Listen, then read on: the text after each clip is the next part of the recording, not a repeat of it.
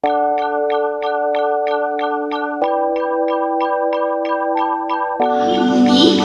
jadi nada, irama, tempo, dan lain-lain.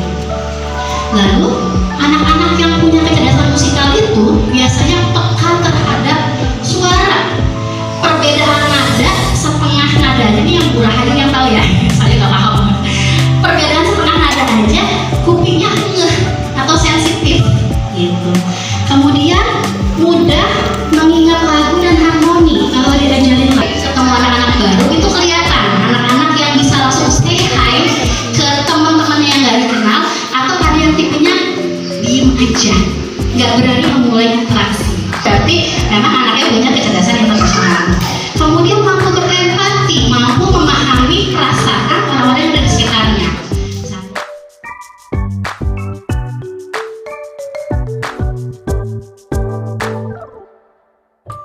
Dia biasanya senang amati lingkungan.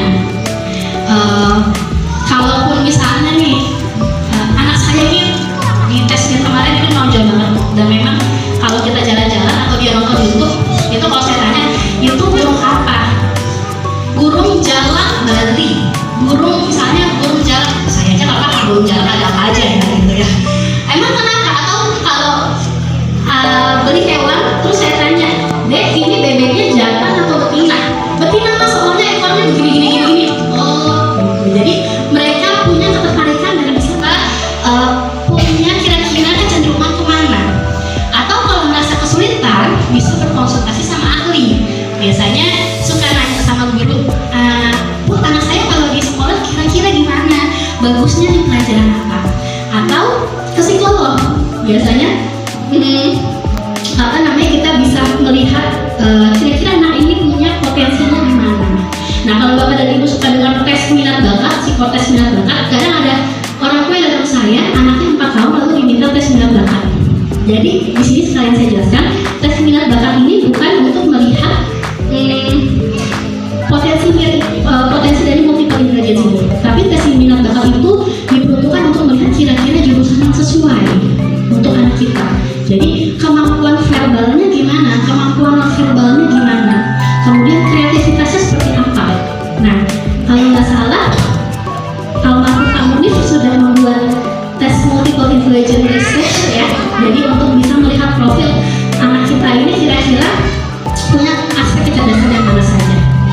Lalu setelah kita tahu anak kita sudah mengidentifikasi, tugas kita selanjutnya adalah acceptance. Kita menerima anak kita dengan whole package-nya, plusnya apa, minusnya apa. Mungkin kita sebagai orang tua punya harapan anak kita punya kemampuan. Tanya Rasya, mungkin lo coba jawab kira-kira gimana?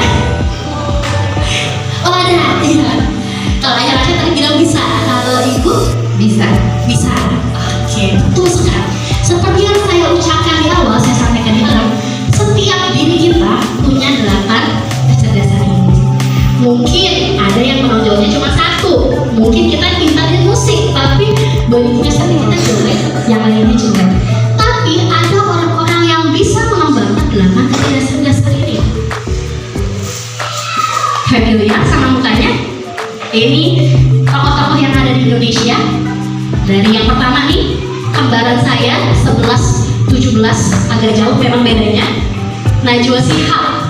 Najwa Shihab adalah seorang wartawan, jurnalis.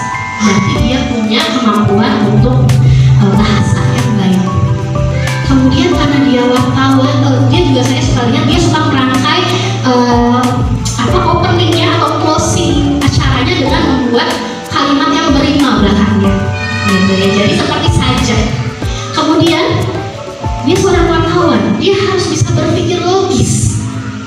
Dia harus bisa memahami apa yang terjadi, kemudian melihat apa sih akibatnya.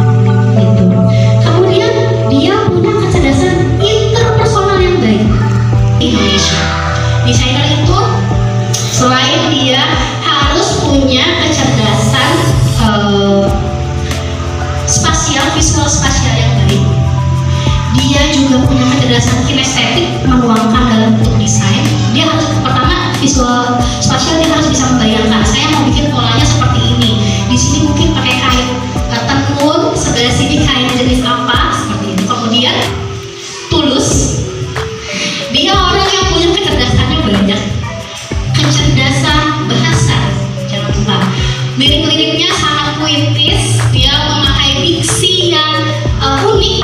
Markus dan benar ya, Kevin dan Markus ini atlet bulu tangkis kebanggaan kita, favoritnya anak saya. Atlet ini punya kecerdasan baca. Pertama, dari kinestetik, dia harus bisa memiliki kekuatan otot yang bagus, kemampuan motorik kasar yang bagus. Lalu visual spasial, ketika dia memukul kop, dia harus bisa membayangkan, kalau saya mukulnya ke arah sini, kopnya akan melesat kemana. Kenapa? Karena dia harus buat strategi, membaca lawannya. Lawan kayaknya udah kecapean, oke kita pakai strategi ini. Seperti itu.